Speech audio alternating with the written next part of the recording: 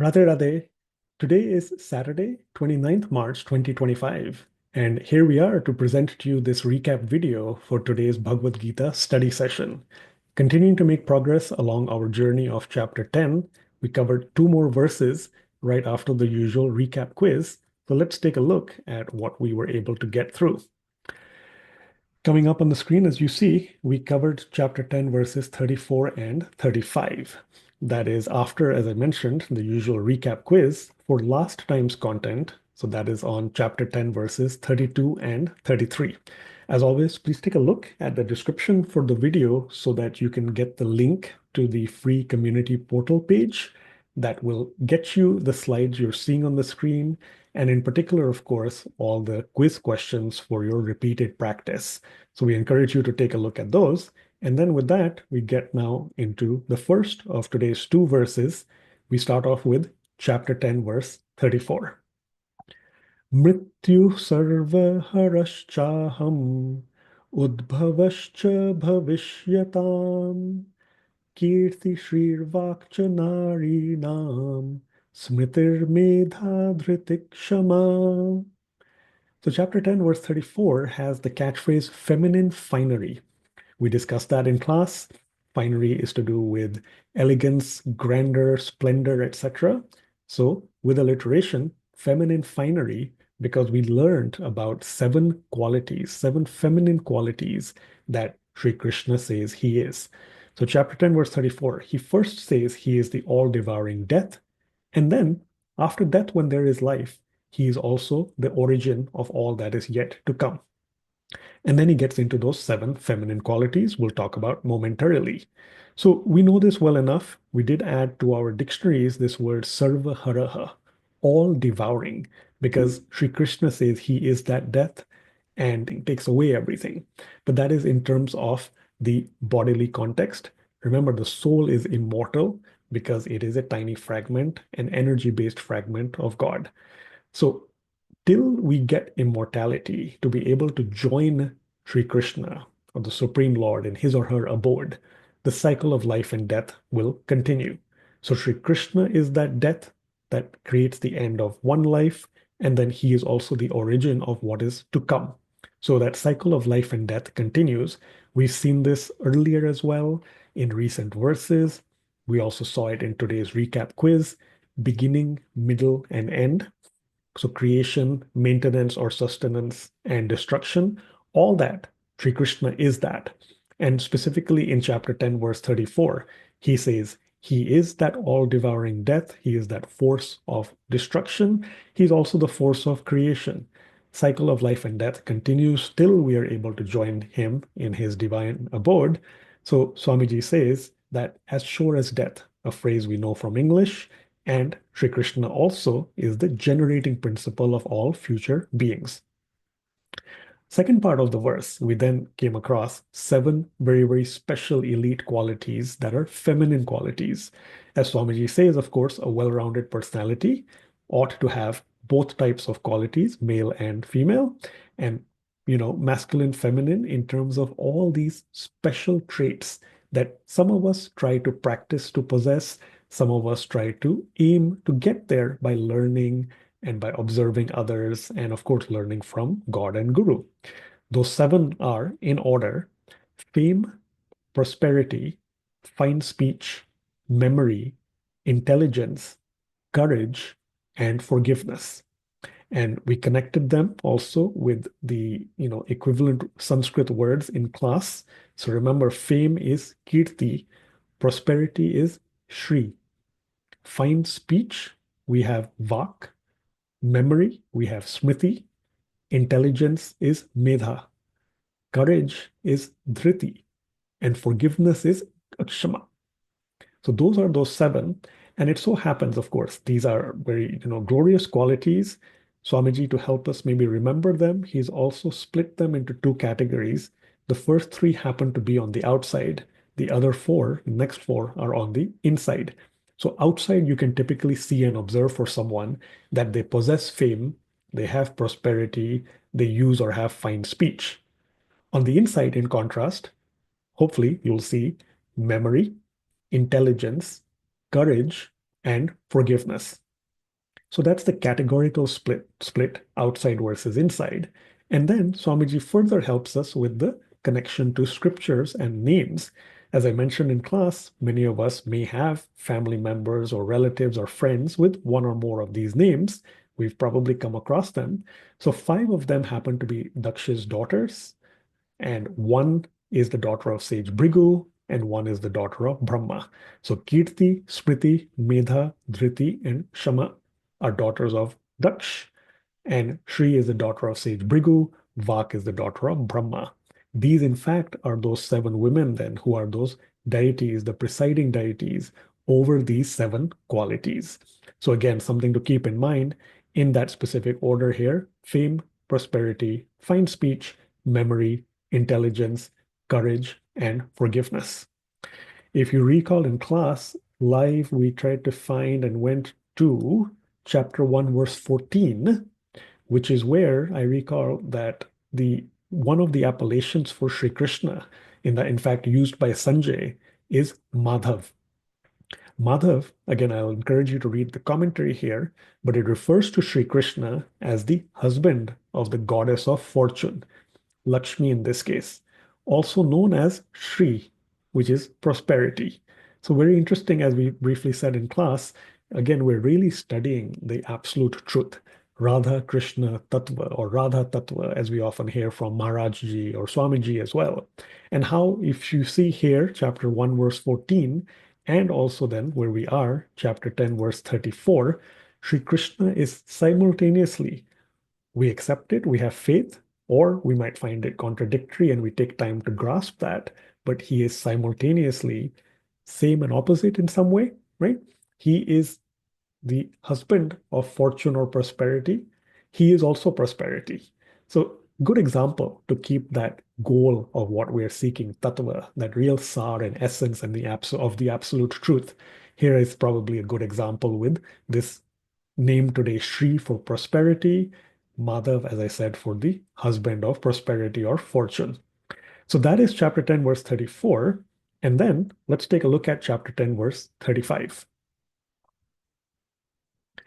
Brihat Sama Tatha Samnam Gayatri Chandasam Aham Masanam Marga Shirshoham Ritunam Kusumakaraha. So, chapter 10, verse 35 has a catchphrase again with alliteration, and all today, as we mentioned, with the letter F, flowery features. This one we did see towards the end of the verse. Sri Krishna himself mentions flowers. He's also mentioning a lot of additional features of himself that he is or he manifests, or the features of the elements or entities that he is or that he manifests as well. So, we saw several things to do with months and seasons, and also before that, of course, hymns and poetry. So earlier we had seen that Sri Krishna had mentioned he is the Samved amongst the four Vedas. Today, in chapter 10, verse 35, he says that amongst the hymns in the Samved, he is the Brihat Sam. Swamiji has told us, we reminded ourselves, the Samved itself is the most musical and devotional. Within that, now the hymn that is the most devotional and exquisite, Sri Krishna mentions it is the Brihat Sam. As we said in class, it's to do with the solar entity, movement around the horizon, etc. So to do with the sun, interestingly, typically sung at midnight. So, fun fact to note down in your books. Then we get to meters, poetic meters. We have Chandasam. And in fact, if you recall, we saw in last time's content, when going through the 18 or the 14 prominent types of Vidya, one of them is Chand, to do with meters. So today, chapter 10, verse 35, Chandasam. Amongst poetic meters, Sri Krishna says he is the Gayatri meter. The Gayatri meter we described in class, three sets of 8 syllables each. And the best example, perhaps most famous possibly as well, same name, is the Gayatri mantra as an example that uses the Gayatri meter. Very deeply meaningful prayer. Most of us have heard it from a very young age, grew up with it, and you recognize it. So, Om Bhur Bhuva Swaha Tatsaviturvareniyam Bhargo Devasya Dhimahi Dhiyo Yo Nah Prachodayat. So that is from the Rig Veda 3.62.10. And if you recall, in class, the small homework exercise was to go and check if this appears in any of the other Vedas as well. So it's in the Rig Veda for sure. Is it in any of the other three Vedas? Have some fun and enlightenment with that. So now we learned, of course, by Swamiji's commentary, it means we meditate upon the Lord who is illuminating the three worlds and is worthy of our worship. He is the remover of all sins and the destroyer of ignorance. These sentences we use to praise the Lord, very, very lofty. And then we seek the blessing that we all are looking for. May He illumine our intellects in the proper direction, the direction of God, light, spirituality, wisdom, bhakti. So we praise the Lord and then we ask Him, we seek from Him to give us that proper direction. He illumines everything. Can He illumine our lives, our intellects, taking us to that proper direction? So very, very powerful. And in addition, Swamiji adds that this is used in the sacred thread ceremony for young males, and there are many other versions or variants as well for different kinds of situations, different kinds of not just rituals, but deities as well. So we have the Devi Gayatri, we have the Rudra Gayatri, etc. So for the different Supreme Lord versions, avatars, incarnations, forms, and manifestations. And all these are throughout the Vedas. Then we get into the portion of sort of the calendar we talked about. So Margshirsh, the ninth month of the Hindu calendar, November to December, typically, like I said, third week of November to the third week of December, approximately 22nd November to 21st December, which, of course, in the Western world, I said, also coincidentally with the Western calendar, it takes us into winter solstice. And so at that time, as we discussed in class, it's a great transitional period throughout India and even in other countries, wherever that applies, you get to see a sense of happiness beyond before because you're moving away from possibly very, very hot and or dry summer months into cooler temperatures. So November, December, wonderful time in India, not too hot, not too cold, great for crops.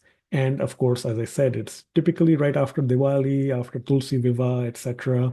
Brings additional festivals as well, but it's also just a pleasant time weather-wise, which has an impact on your emotional well-being as well.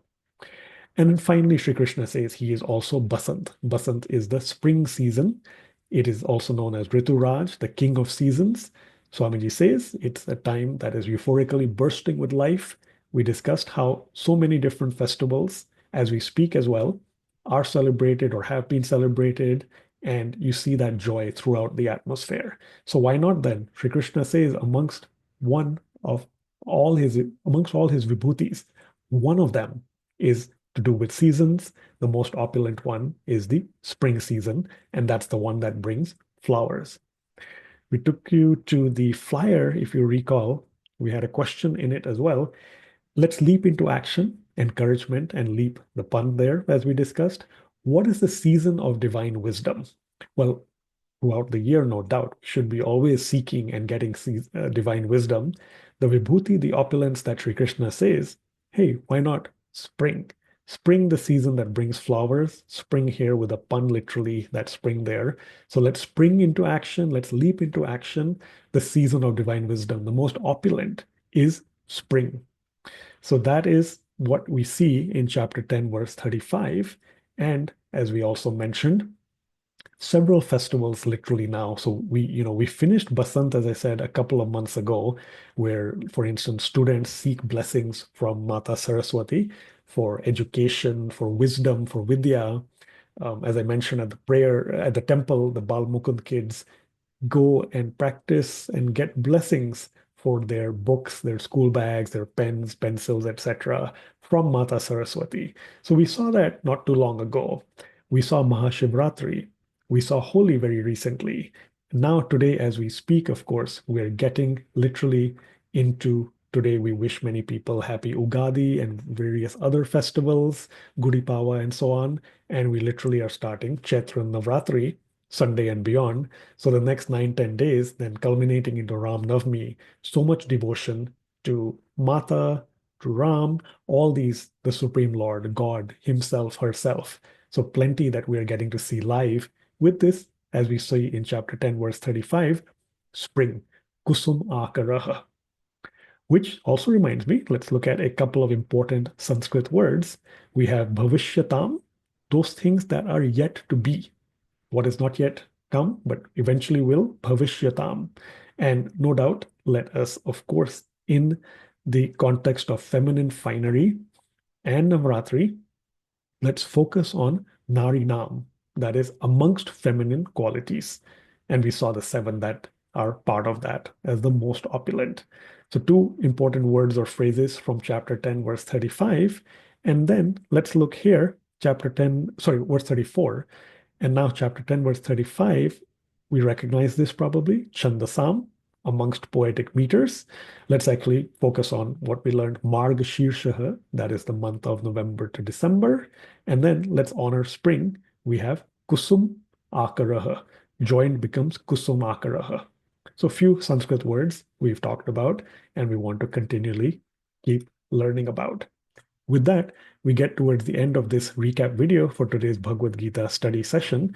And we, of course, shall look forward to meeting next week, which will be in the thick of the Navratri season. Same time, 8 a.m. Central Time, 6:30 p.m. India time. Till then, thank you so much. Best wishes, spiritual greetings once again for various festivals. Thank you, and Radhe Radhe.